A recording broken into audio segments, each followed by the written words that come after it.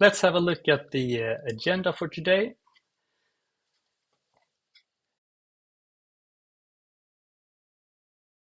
Some history and the growth from the Swedish music schools. And I will give you some short facts and figures as well, so you know the background and how it's organized and so on. And then I will introduce you to our first guest today, and that is Torgny Sandgren, who is the General Secretary of the Swedish Council of Kulturskolan. And he will tell you more about what they do and what the current topics in Sweden are at the moment. And then we will go to the second guest, who is Lisa Söderlund, who is the business developer at Stockholm Culture School. And she will tell you a little bit about a project she's working on with some digital subjects and digital ways to make tuition today. So that will be very exciting to speak to her as well. After that, we will open up for the questions. Into the chat and log on so you can write some questions for us.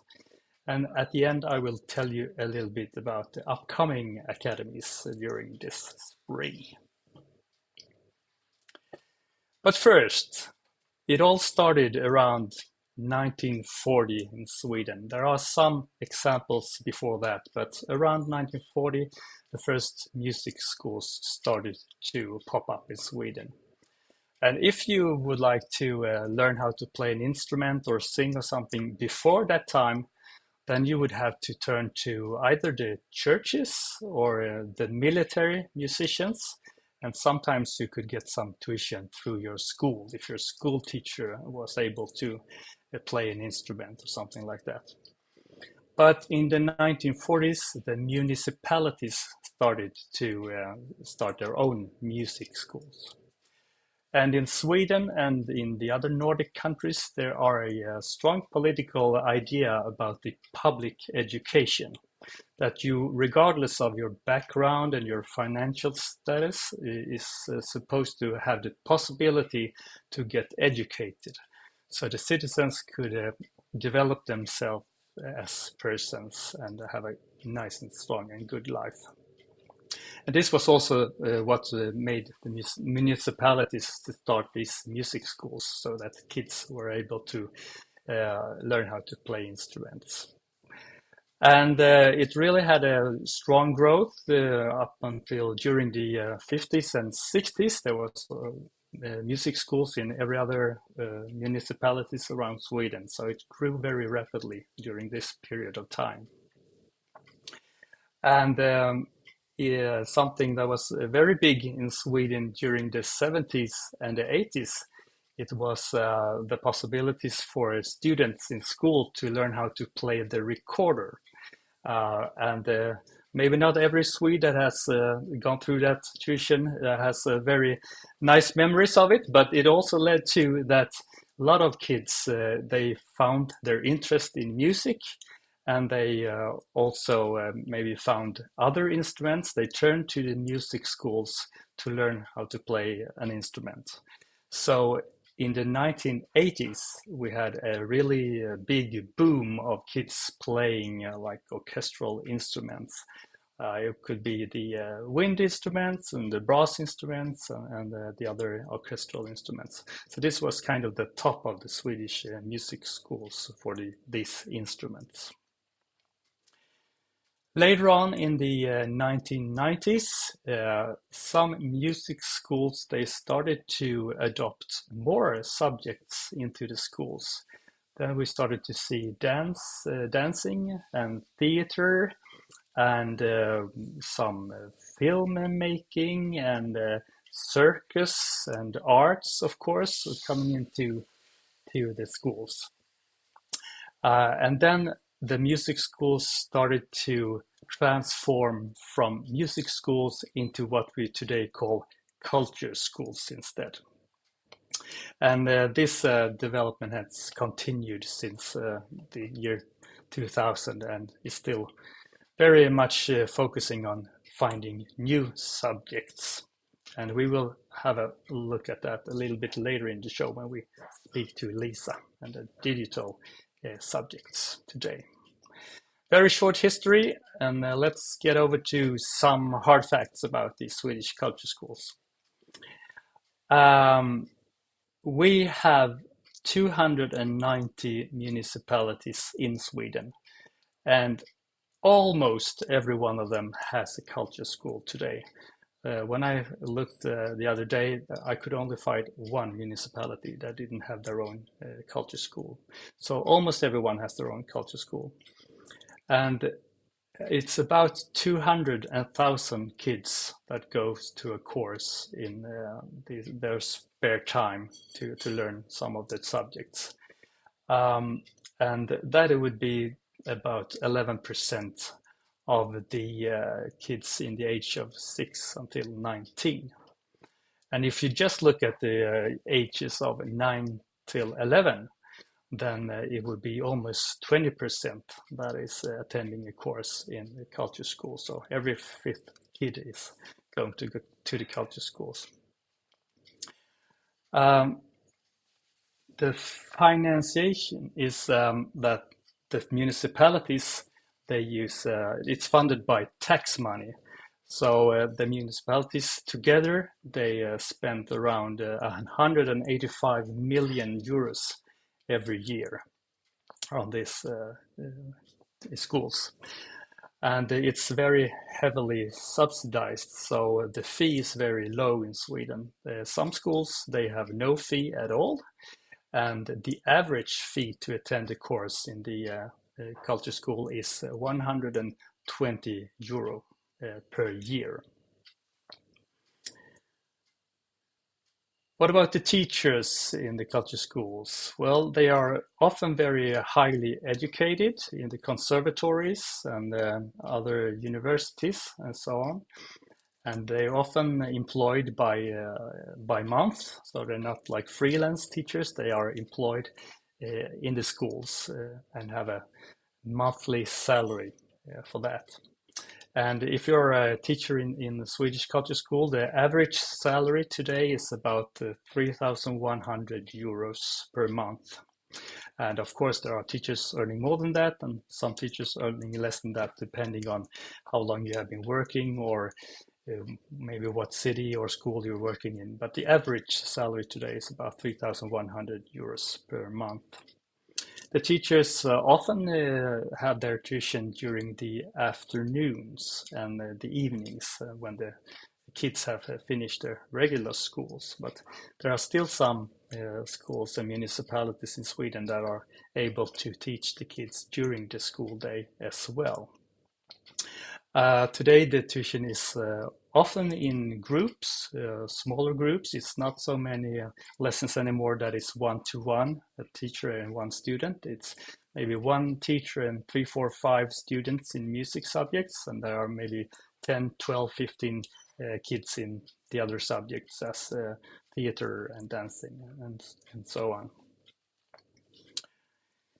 The typical Swedish culture school student is a girl. She's about the age of maybe 11, something like that, 10, 11.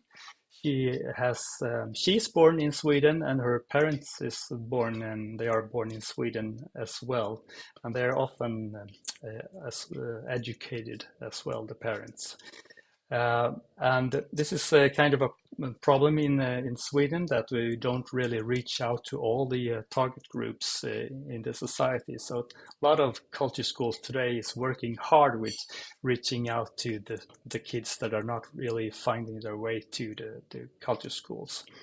We have these maybe parents are born in other countries and they don't have that knowledge about the Swedish culture school or the tradition that we have in Sweden with the culture schools and what that can offer their kids. So that is something many schools are working really hard with at the moment. And one way to reach out is to be at other places where kids are, maybe in school or where they are after school, but also to give them possibilities to come to the culture schools maybe at their holidays or in the weekends or in different times of the years. So that is happening very much in Sweden right now about that question.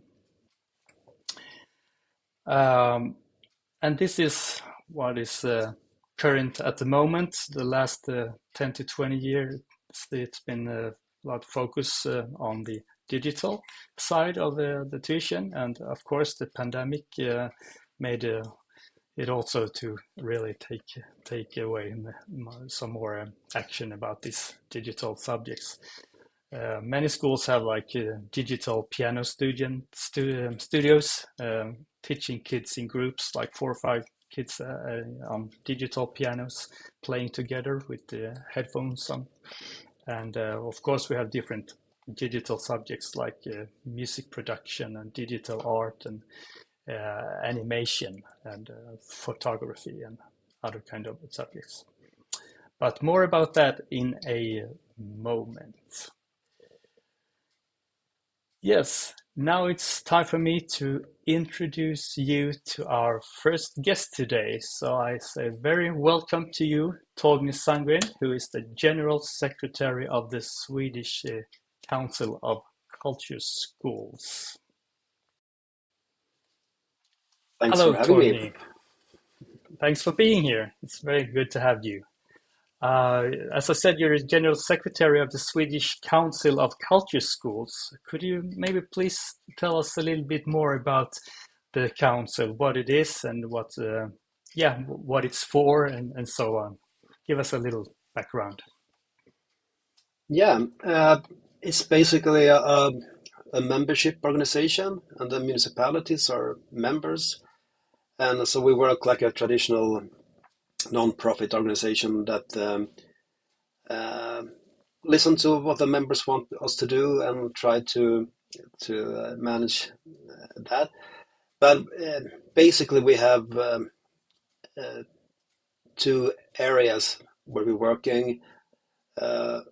One is advocacy, try to have some impact on the politicians and the national level to improve the infrastructure for the music and culture schools.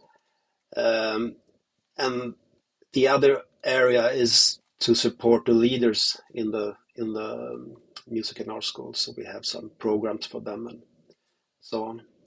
Yes. Have you an example of something where you have these, you talked about the politics, where you've had some impact on the politics before. Do you have an example of that?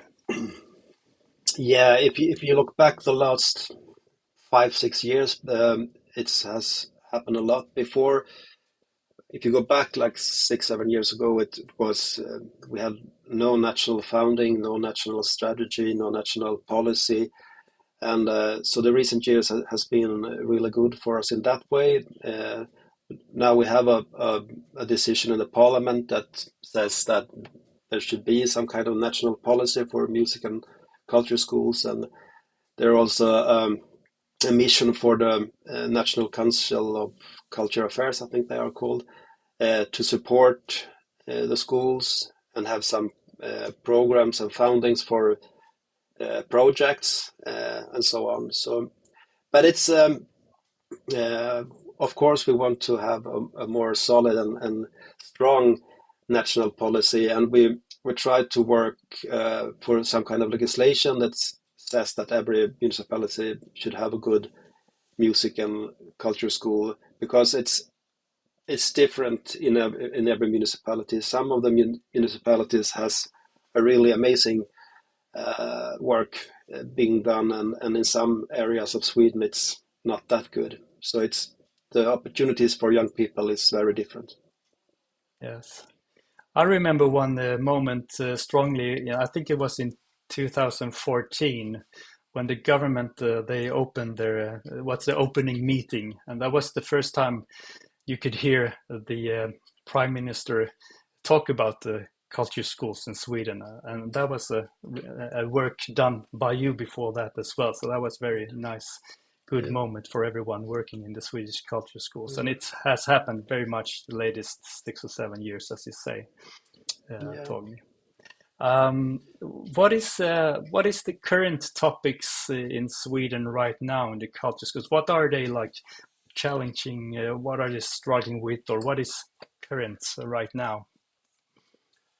I would say that the biggest issue overall is, of course, money and to found the foundings of the local, because we have some kind of economic crisis in the municipalities, so it's a hard economic situation. So that's a big problem, of course. But if we look at it on the more broader terms, I think we have a situation that where young people don't want to be teachers, so there's a lack of competence, and especially in municipalities that are not so close to universities and that the big cities. But it's hard to get the guitar teacher in some municipalities, and it's also so for the ordinary school, primary school, and so on. But so, and the quality of our work is very much depending on the quality of the teachers. So we need Of course. well-educated teachers.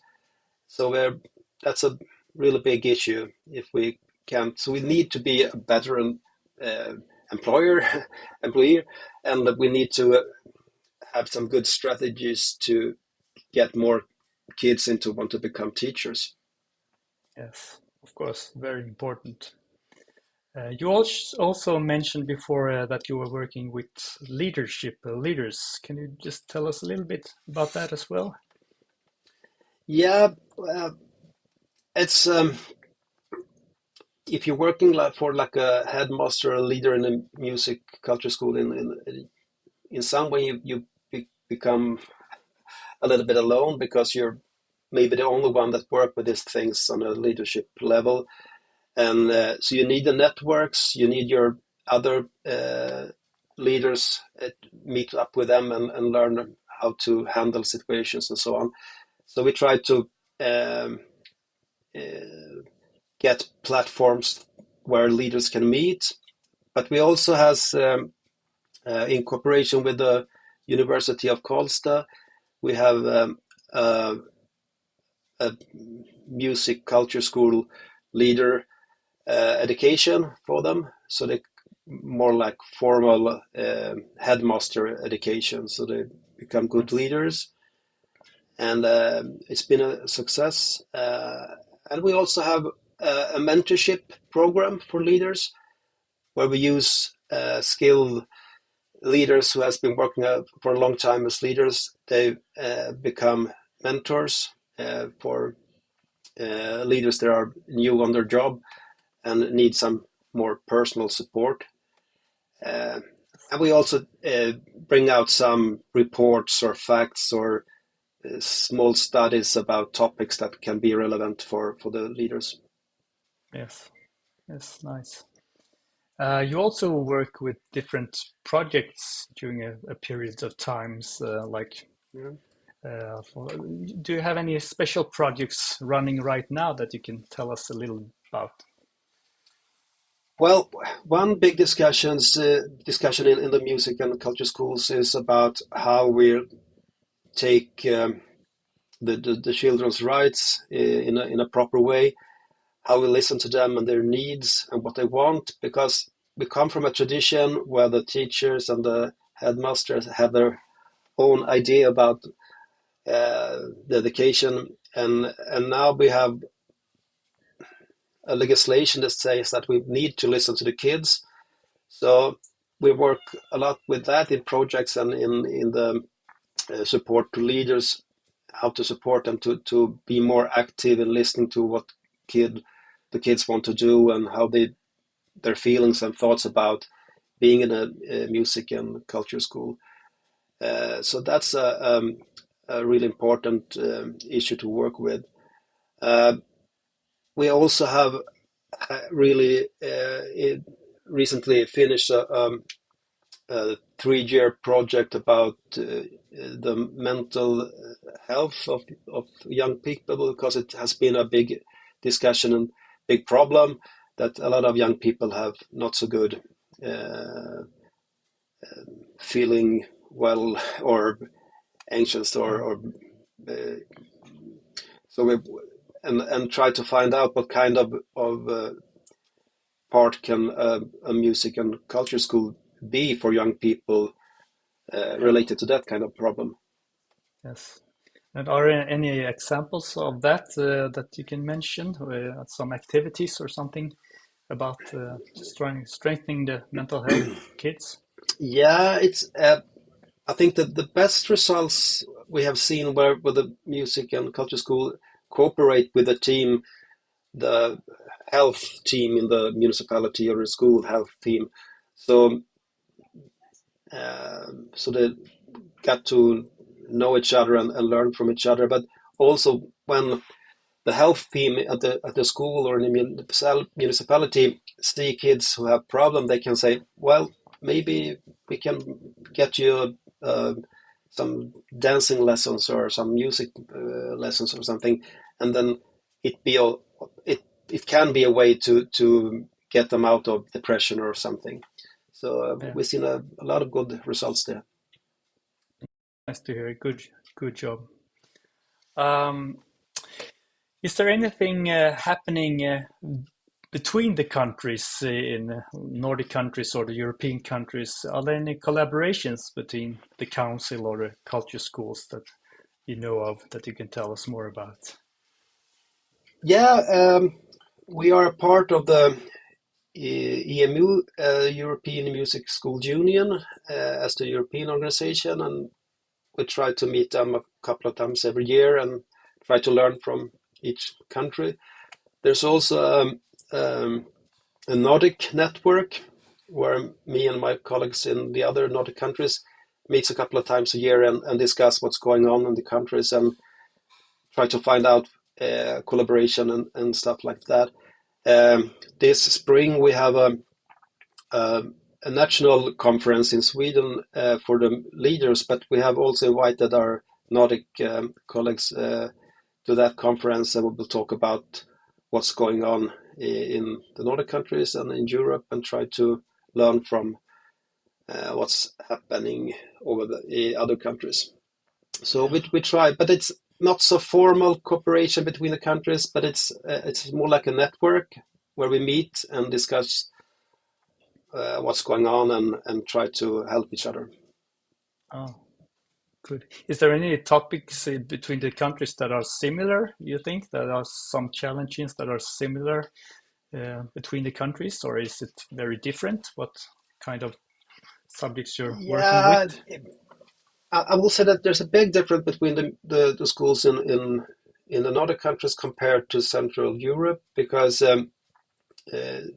at least Sweden and Denmark and Norway uh, are working more with culture schools in art schools or something like that. That we have dance and uh, theater and movie making and everything under the same roof and together in the concept. And in my, as I believe it's in Central Europe, it's more like music schools.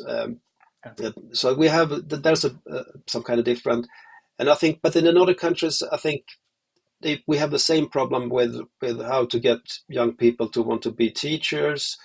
That's an issue, I think, both for Denmark and Norway. How we're gonna keep the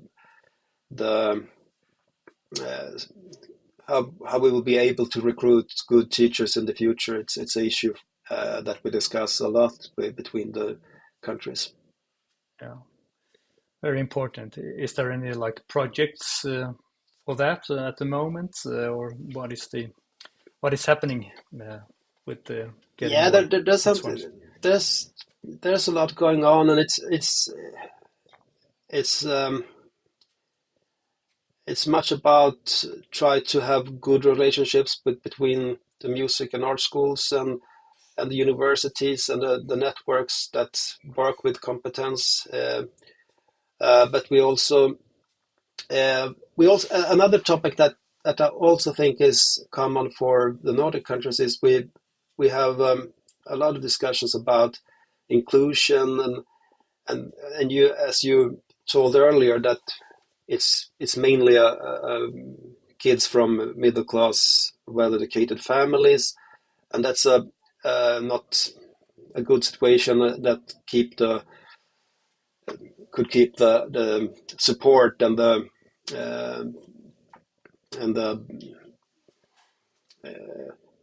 how the music and art schools are received in the municipalities, and we need to be better to work with more broad kids from different backgrounds. So that issue is also a topic that has been discussed a lot in the Nordic countries, and some projects and research projects also about that. Yes. Well, it's important subjects and topics to work with, and I know you're doing a fabulous job at the council. All the municipalities are very happy about your work to support the culture schools around the countries. And if like the viewers today want to know more, they can look at your webpage, of course, that we can see here in the background. It's Kulturskolerådet. You will have to Google that, and you will probably find the webpage if you do that. Thank you very much for now, Torgny, for joining us, and please stay tuned if we get some more questions later after we have our next guest. But thank you for now. Thanks. Yes, that was a little bit about the Council of Swedish Culture Schools. It's time for our second guest now, and that is Lisa Söderlund, who is a business developer at Stockholm Kulturskolan. Welcome to the Academy, Lisa.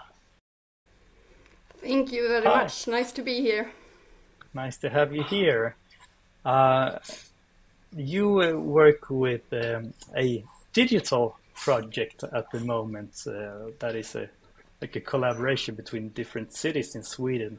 Could you please tell us a little bit about the project and what the objective is and so on? Yes. Yeah, so this is a 3-year-long project founded by Kulturrådet, and it's a collaboration between us in Stockholm and Malmö and Gothenburg, and from this year also Umeå.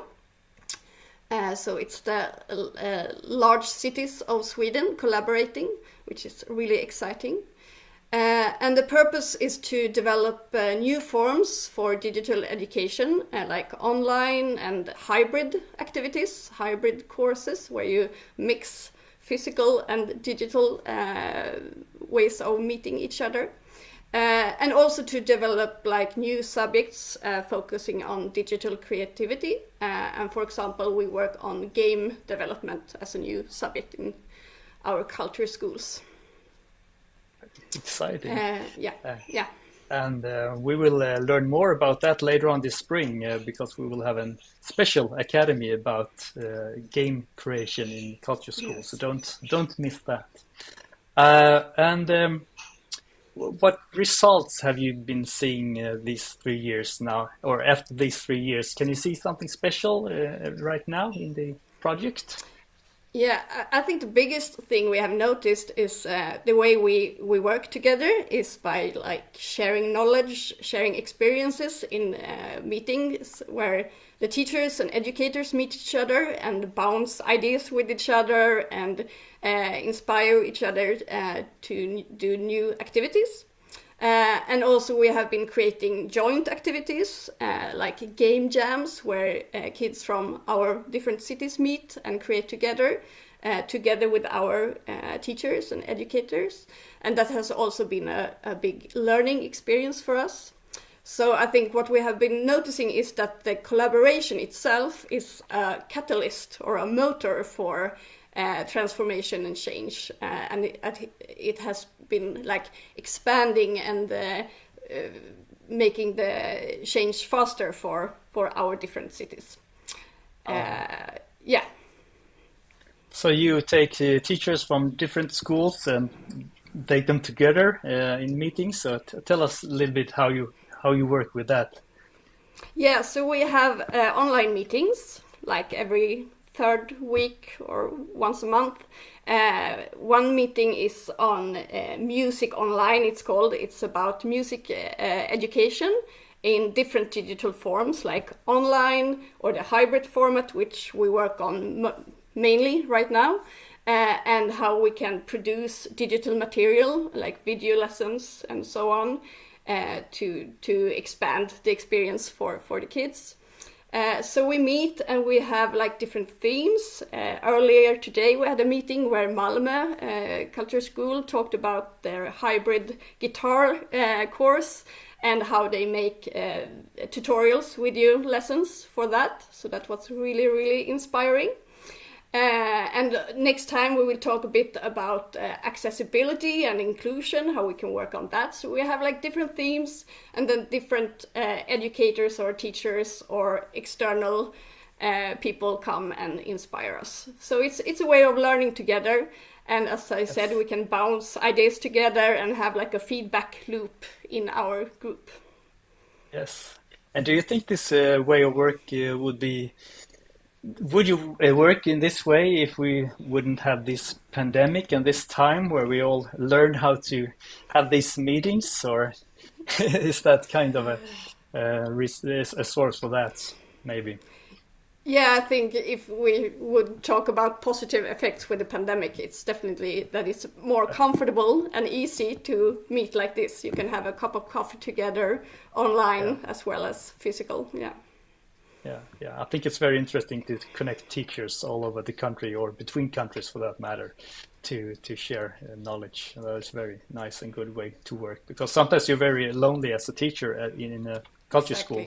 If it's a small school, you don't have any colleagues in the same subject maybe. But if you connect with another school somewhere else, you can have this collaboration between the teachers. And also the kids, if the kids want to learn about something very specific and a small subject, they can learn from a teacher in another city or another country even. Yeah. And you mentioned the game jam there on the holidays, and then you took students from different cities having activities together during the holidays in different cities. That's an exciting way of meeting new friends, I guess.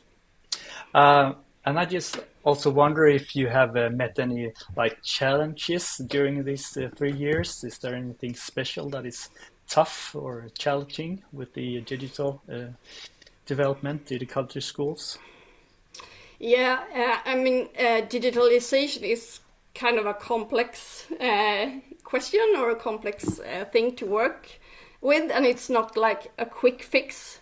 It's easy to say you want to make things digital and it will solve things, but it's not really that easy. You have to find ways how we meet in our physical spaces, in our culture schools. The kids don't want to meet only online, they want to meet in our physical spaces.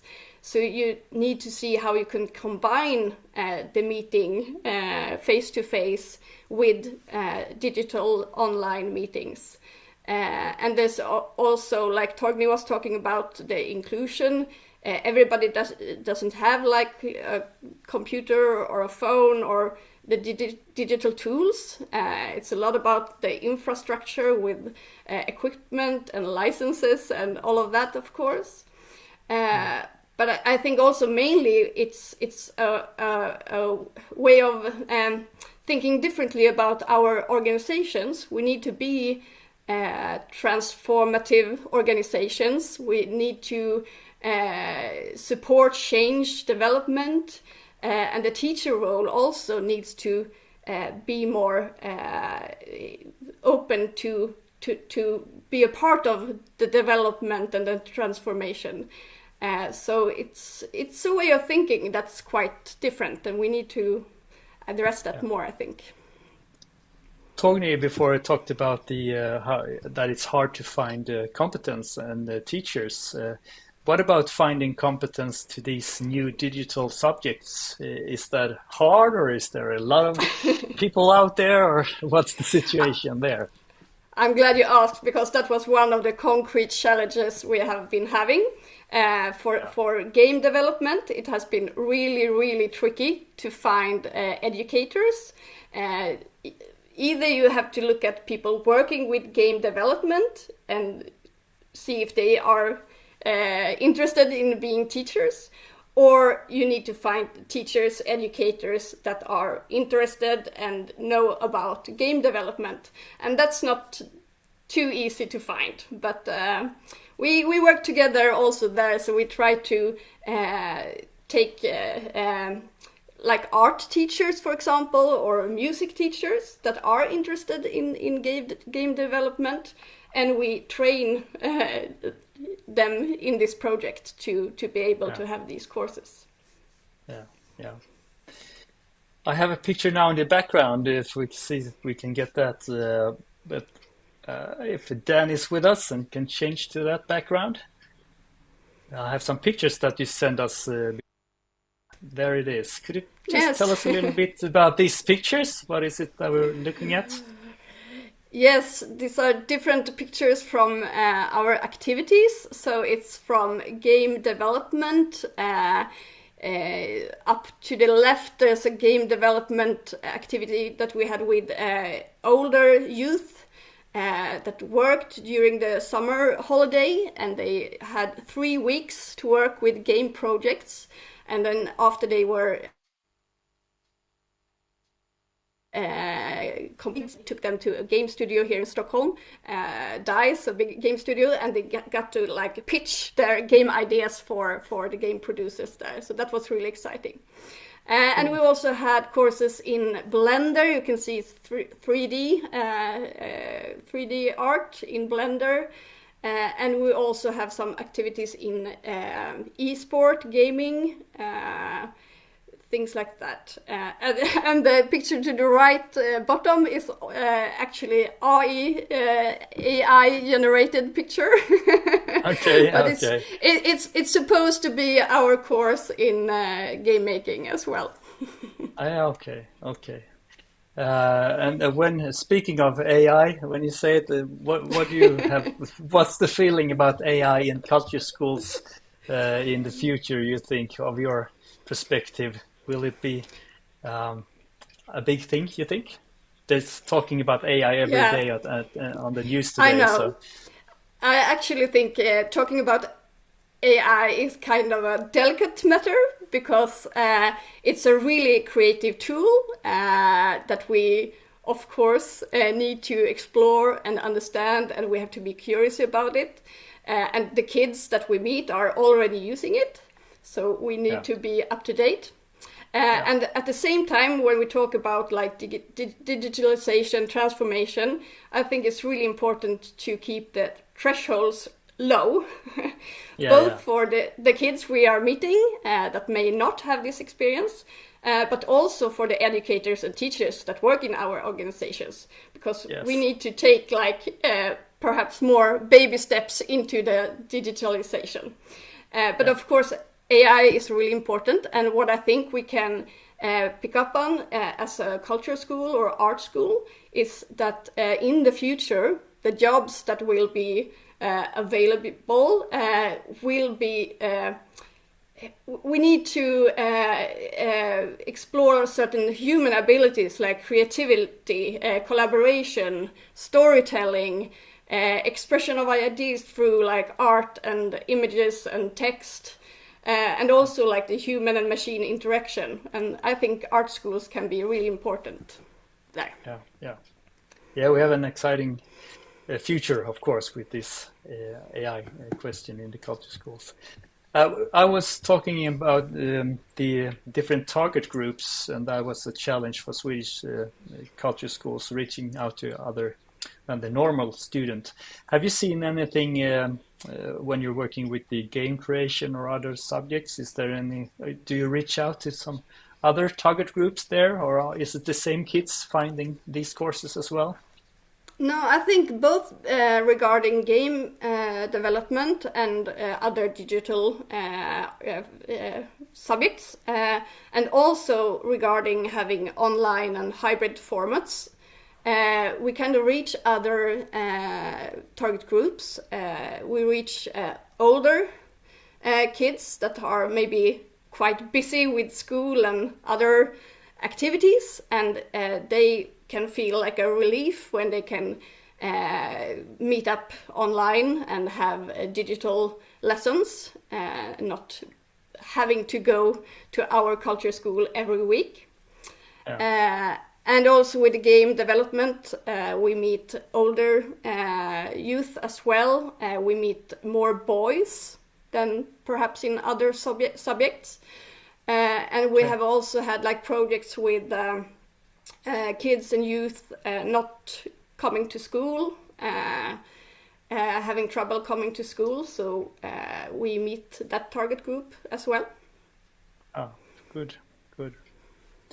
You talked before about this project as being a 3-year project, and I know you want to continue if you can. And if you can continue, what would you like to continue to explore in the project next year? Yes, good question. We think it's really important that we keep on with this collaboration to keep this catalyst, this motor running. And some things we are talking about and looking into is more national and international collaborations.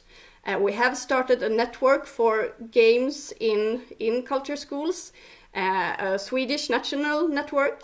And we are also talking with people from Norway, for example, about doing activities together, Nordic collaborations. So that would be really exciting to work further on.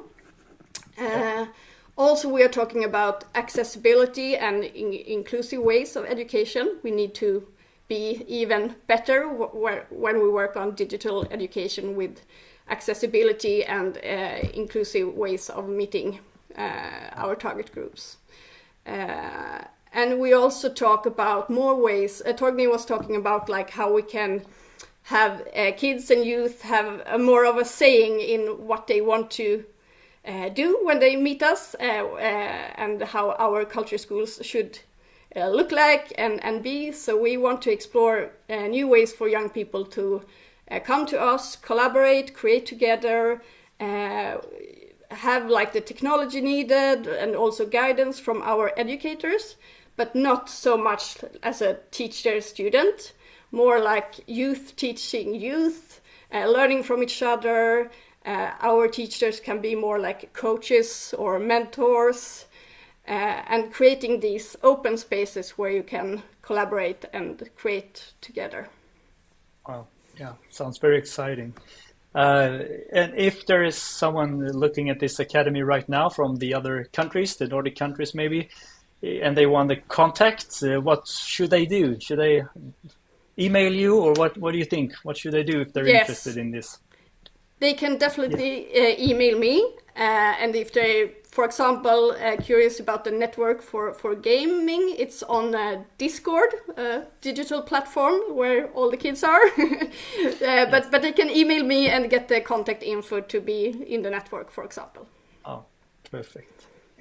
And I can see that we've got a question now, and it's for you, Lisa, so that's why I'm asking it right now. It's from Victoria from Switzerland. Hi, Victoria. Nice to have you here.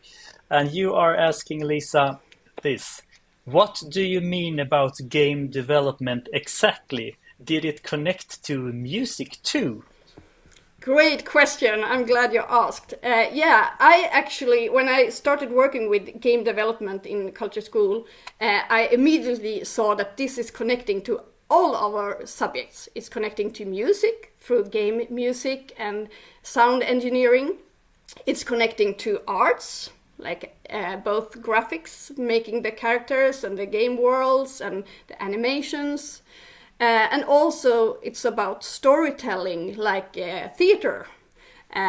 So you get to write your scripts and do a lot about the interactive storytelling in games.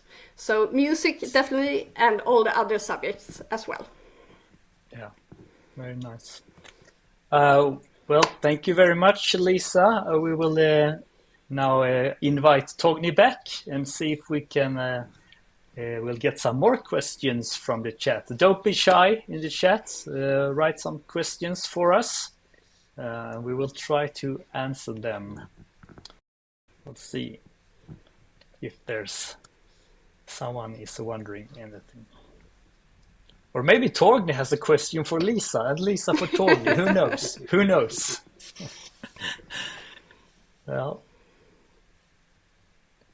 Well, nothing yet, so we'll have the last chance to write your question in the chat. You have to be logged in if you want to do that. Well, thanks for answer from Victoria. Thank you. Nice to have a visitor from Switzerland. I know we have a visitor from Norway as well. Tina is from Norway, and I hope we have some visitors from the other countries as well. Well, then I would like to say a big thank you to both my guests, Torgny and Lisa, for participating today in this academy. It was very nice having you here. And we probably will have to speak again soon and see what's happening. And I know that Lisa, we mentioned the academy about game creation, and we're going to have another academy about the hybrid guitar teaching lessons as well.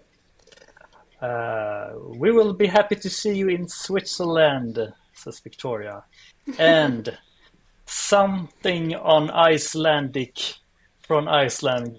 Good day or something. Sorry, I don't know Icelandic, but I'm guessing it's something like that. Thank you very much. Nice to have you from Iceland as well. So thank you, Lisa and Torgny, for today. Thank you so much. Bye-bye.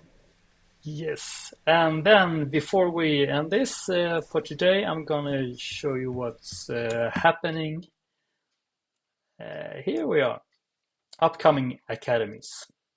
So the first one is about game creation with Lisa and Oscar Wemert, a teacher, and is developing this subject together with Lisa and the other teachers.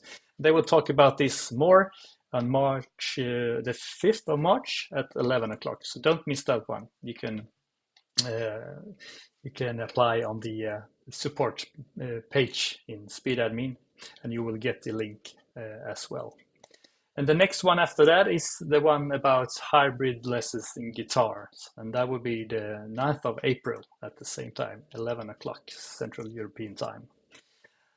And then we will have an academy about AI and music and arts tuition. That will be very exciting to see what that could be about. And the last one this spring would be the one that is called Unlock the Secrets of Major Event Planning. You don't want to miss that one. It's on June 6th. We have a question now from Victoria that says, did we have a future meetings, music conferences in Sweden or another country? We have a music conference in Sweden that Torgny mentioned before. And it's for the managers of the Swedish Culturskolan. And you can contact Torgny if you're interested. It's in April, between the 16th and 18th of April in the city called Västerås in Sweden. So that is a future music and culture school conference in Sweden. Well, that's it for today, everyone. I would like to thank you very much for listening and watching us today. And of course, you can watch this again and again and again on YouTube afterwards if you like. Well, thank you very much and have a good day.